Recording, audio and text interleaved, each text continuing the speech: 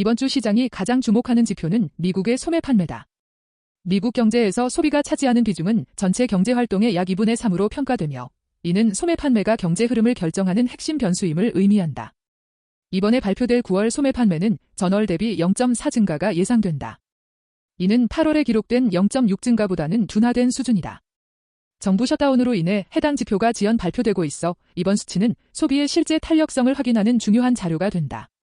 만약 결과가 예상보다 강하게 나타나면 최근 약화된 시장 심리를 개선시킬 수 있는 긍정적 요소가 될 수 있으며 반대로 예상보다 낮은 수치가 나오면 경기 둔화 우려가 다시 확대될 가능성이 있다. 이번 주에는 미국의 생산자 물가 지수도 함께 발표될 예정이며 인플레이션 흐름을 판단하는 중요한 기준이 된다. 기사에 따르면 9월 생산자 물가 지수는 전월 대비 0.3 상승이 예상된다. 이는 8월의 0.1 하락과는 확연히 다른 방향이다. 기업들은 비용 상승 압력을 최종 소비자에게 전가하지 않고 내부에서 흡수해왔다는 분석이 제기되었다. 이번 수치가 예상보다 크게 상승하면 비용 측면에서 물가 압력이 지속되고 있음을 의미한다. 반대로 상승폭이 낮게 나오면 최근 이어지고 있는 물가 안정 흐름이 유효하다는 해석이 가능하다. 정부 셧다운으로 인해 해당 지표 역시 발표가 지연된 만큼 시장의 반응은 민감하게 나타날 전망이다. 이번 주 발표될 베이지북은 연방준비제도의 정책 판단 과정에서 활용되는 핵심 문서로 간주된다.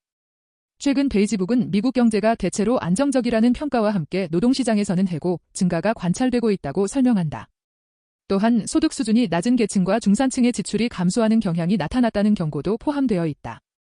이러한 내용은 경제의 체감 경기가 약해지고 있음을 시사한다.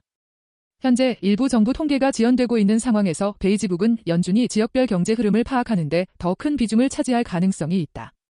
소비, 임금, 고용, 제조업 활동 등 모든 요소가 이번 발표를 통해 다시 한번 점검될 것으로 예상된다.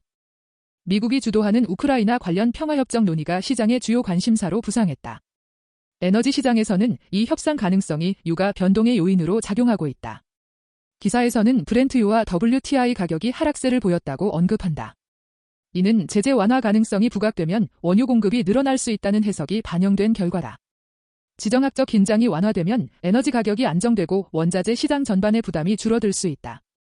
반면 협상이 지연되거나 불확실성이 확대되면 유가는 다시 상승 압력을 받을 수 있다. 이러한 상황에서 시장 참여자들은 미국과 유럽의 외교적 메시지를 면밀하게 관찰하고 있다. 이번 주에는 영국 정부가 가을 예산안을 발표할 예정이다. 현재 영국 경제는 낮은 성장률과 증가하는 복지 지출이라는 부담을 동시에 안고 있다. 기사에서는 영국 정부가 세금 인상 가능성을 열어두고 있다고 설명한다. 재정 적자가 확대될 경우 국채 시장에서 매도 압력이 높아질 수 있으며 금리가 상승할 가능성도 제기된다. 반대로 긴축 기조를 유지하면 재정 건전성에 대한 신뢰가 상승할 수 있다. 영국의 재정 정책은 유럽 금융시장뿐 아니라 미국과 글로벌 채권 시장에도 파급 효과를 미칠 수 있어 시장은 예산안 발표 내용을 주의 깊게 확인하고 있다. 이번 주 시장이 주목해야 할 5가지 요소는 소비, 비용, 지역별 경제 상황, 지정학적 위험, 재정정책이라는 다층적 요인으로 구성된다. 소매 판매는 경기의 현재 흐름을, 생산자 물가 지수는 비용 기반의 압력을, 베이지북은 질적 경제 지표를 제공한다. 여기에 우크라이나 협상 가능성은 유가 변동을 자극하며 영국 예산안은 글로벌 채권 시장과 통화 시장에 직접적인 영향을 미친다. 이러한 변수들은 단기 시장 방향성을 결정하는 핵심 요소로 작용할 것으로 보이며 시장 참여자들은 이번 주에 발표될 모든 지표와 정책 메시지를 종합적으로 판단해야 한다.